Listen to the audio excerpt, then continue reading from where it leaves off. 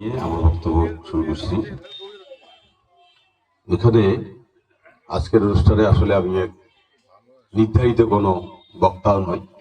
আমি এসেছিলাম, আমার একটা সংগঠন আছে চর উন্নয়ন কমিটি, আমি কিছু কম্বল দিতে এসেছিলাম মহসিনের চর।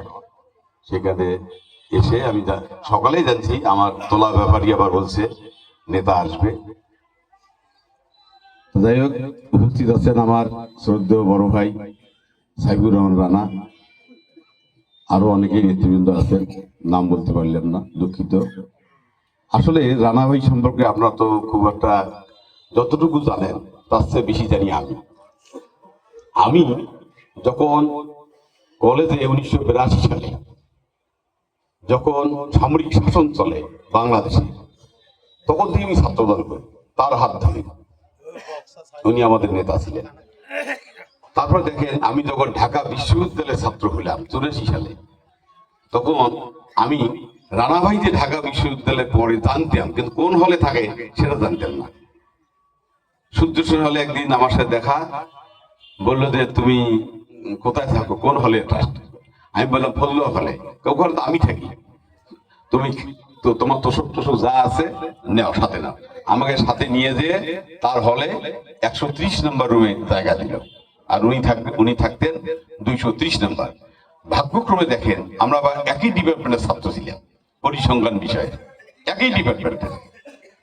তারপর সাইবুর রহমান রানা তখন ডাকসুর একজন নেতা, তিনি একজন তখন আমাদের হলে ক্রীড়া সম্পাদক ছিলেন। তারপরে দীর্ঘদিন একসাথে রাজনীতি। তারপরে 91 সালে ভোটের সময় কিন্তু আমি তাকে বলেছিলাম যে আপনি নাগেশ্বরীতে 1 আসনে যাবেন না, আপনি 2 আসনে থাকেন। তখন 2 আসনে আমাদের খুব সংকট তখন। কিন্তু নেতার জন্মস্থান এই অঞ্চলে, উনি জন্মভূমি টানে, এবং প্রবাস বন্ধু যে একটা আব্দুর রহমান বলছিল ইন হাস্তবাতা নাম, এই তোমার জন্মভূমি, সেই জন্মভূমির টানে, তার বাবার জন্মভূমির টানে উনি কুড়িয়ে 1 আসনে কিন্তু এসেছিলেন।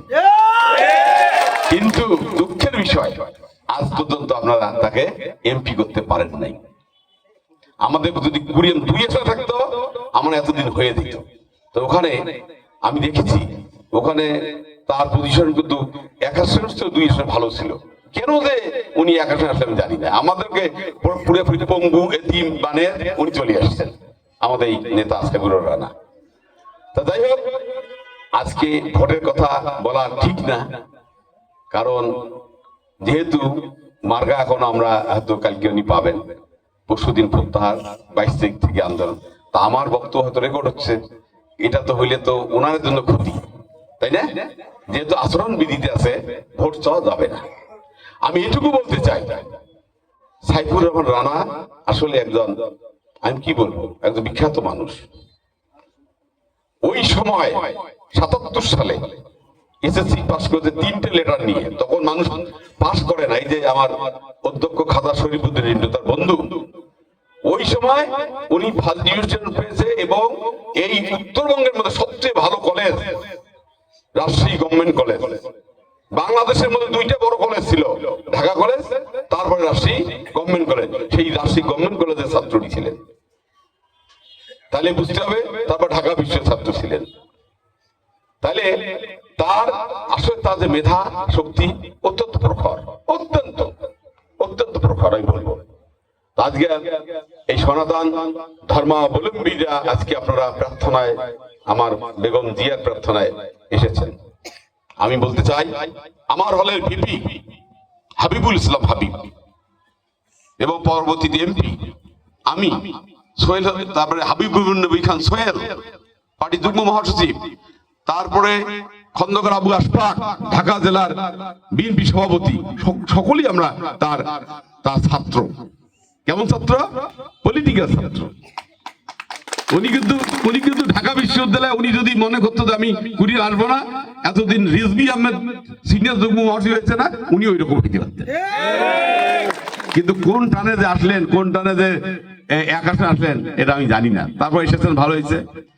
আমি সনাতন ধর্মাবলীতে একটা কথা বলতে চাই, আমাদের হাবিবুল হাবিবের বাড়ি হলো কলারওয়া তালা আসরে এসে দাঁড়ায়। আপনারা জানেন কিনা জানি না, এই ভারত উপমহাদেশে প্রথম শারদীয় দুর্গোৎসব পালিত হয় সেই তালা উপজেলা উতলি গ্রামে। সেটা হলো কোথায়? আমাদের সাতক্ষীরা জেলার। জানেন কি? আজ থেকে 400 বছর আগে। আর হিন্দু ধর্মাবলীদের ইতিহাস 22,000 বছর আগে। ধীরে ধীরে ধীরে ধীরে নানান আপনারা সবকিছুই ঠিক আছে, আপনাদের ভগবান আছে, আমাদের আল্লাহ আছে, আপনাদের ঈশ্বর আছে, আমাদের আল্লাহ আছে, সব ঠিক আছে।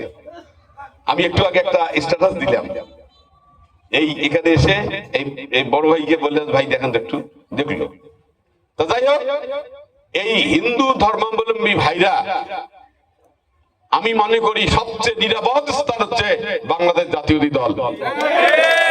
সবচেয়ে নিরাপদ স্থান বাংলাদেশ জাতীয়তাবাদী দল হচ্ছে সবচেয়ে নিরাপদ স্থান। আজকে যারা আওয়ামী লীগ করেন বা করছেন বা করবেন, বলেন একজন নেত্রী কিভাবে 15 মিনিটের মাথায় 45 মিনিটের মাথায় এদেশ থেকে পালিয়ে যায়, আর বাকি লোকগুলো কি অবস্থা? এই কথা করার মধ্যে অনেক আওয়ামী লীগের নেতা আমার সাথে যোগাযোগ করে, বলে যে ভাই আমাদের তো ধরে নিয়ে যাবে, ইয়ে করবে। দেখেন, একটা মা সে যদি আপনাদের ছেড়ে চলে যেতে পারে, তা আপনারা ছেড়ে যেতে সমস্যা কোথায়?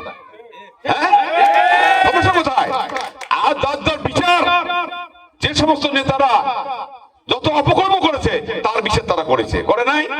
যার বিচার শেষে করবে। সব ধর্মে আছে, আমার বিচার আমি নিজে করে মৃত্যুবরণ করতে, তারপর আল্লাহ ধরবে, কিন্তু তার আগে আমাকেই করতে হবে। আমি এই জন্য বলি, আওয়ামী লীগকে আমি দোষারোপ করবো না। তারপরে এইটা 49 সালের দল, সেই দলটাকে একদম নষ্ট করে দিয়ে গেল আমাদের সাবেক প্রধানমন্ত্রী শেখ হাসিনা। আজকে তার কারণে দেখেন আপনার বাড়ি ছাড়া, তার কারণে আপনার বাজারে বেড়াইতে পারেন না, তার কারণে আপনার আত্মীয় বাড়ি যেতে পারেন না, কুরিয়াম যেতে পারেন না, এবং গাছের পাতা যদি রাখতে যদি একটা শব্দ হয় মানে পুলিশ আসছে। তাহলে এই অবস্থা থেকে আপনি যদি বলেন যে সাইফুর রহমান সবকিছু দেখবে, এটা সম্ভব হবে না। যতক্ষণ পর্যন্ত না বাংলাদেশ জাতীয়তাবাদী দল বিএনপি ক্ষমতায় আসে নাই, ততক্ষণ পর্যন্ত সাইফুর রহমান রানার 4 পয়সা মূল্য নাই, আমারও মূল্য নেই। তার গোস্ত যদি ভাগ করে দেওয়া যায় 1 কেজির দামও আটানো হবে না। যদি সে ক্ষমতায় এসে, তার চেয়ে আপনাদের গোস্তের দাম বেশি হবে। কি কথা বোঝা গেছে?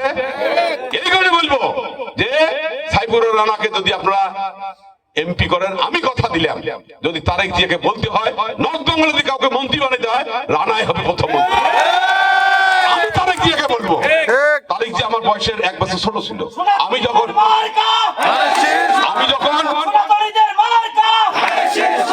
আমি যখন সেকেন্ড ইয়ার ছাত্র, তখন তারেক রহমান ফার্স্ট ইয়ার ছাত্র, খুবই খারাপ ছিল। আমি তার পত্রিকা কাজও করেছি। আমি যাবো তো, কয়েকদিন মধ্যে যাবো, কিন্তু কি ধরে যাবো? তাই বেশিক্ষণ বক্তৃতা দিতে নাই, কারণ রানা ভাই মানে কি বলবো, যে আল্লাহ তাকে সুস্থতা দান করুক। হ্যাঁ, তিনি একটা সুস্থ হলো, অসুবিধা নাই। এবং আপনারা রানা ভাইকে এইবার অন্তত প্রতিবার খালি কুড়িগ্রাম শুনি পিছলি গেল, খালি পিছলি গেল এরকম। উনি 2001 সালে জিতছিল, আমাদের এক সভাপতি, তার না 2001 সালে উনি জিতছিল, আমাদের এক সভাপতির ভুলের কারণে উনি সেদিন এমপি হইতে পারেননি। ঠিক আছে, তিনটা সেন্টার আমাদের সমস্যা ছিল। ডিসি সাহেব নিজে ঠিক করছিল যে ভোট হবে, কিন্তু আমাদের কিছু কুচুকুরি বল ছিল যারা আমাকে সেদিন হইতে দেয়নি। যাই হোক, সেই কুচুকুরি বল এখন নাই, সব এখন ঠিক আছে। আমি যেহেতু রানা ভাইয়ের একজন কর্মী, রানা ভাই আমার নেতা, যতই আমি সিনিয়র যুগ্ম আহ্বায়ক হই না কেন, আমি রানা ভাই। তাই আগামীতে আমি বলে যাই, সাইফুর রানাকে আপনারা মনে করিয়েন না যে বিএনপি ক্ষমতায় আসবে আর সাইফুর রানা এমপি হবে না, আর তোলা ব্যাপারী এখানে সভাপতি থাকবে বা সেক্রেটারি থাকবে, কোনোদিনও হবে না, কোনোদিনও হবে না বলে গেলাম। তার কারণ রানাকে এমপি বানাইতে হবে, এখানকার নেতৃত্ব ঠিকতে হবে। তখন রানা এমপি হবে না, বিএনপি ক্ষমতায়, আপনার নেতৃত্ব এটা হবে না, সেই নেতৃত্ব হবে না। কারণ ওই নেতৃত্ব আপনাদের নেতৃত্ব রানাকে জিতাইতে হবে, রানা ভাইকে জিতাইতে হবে।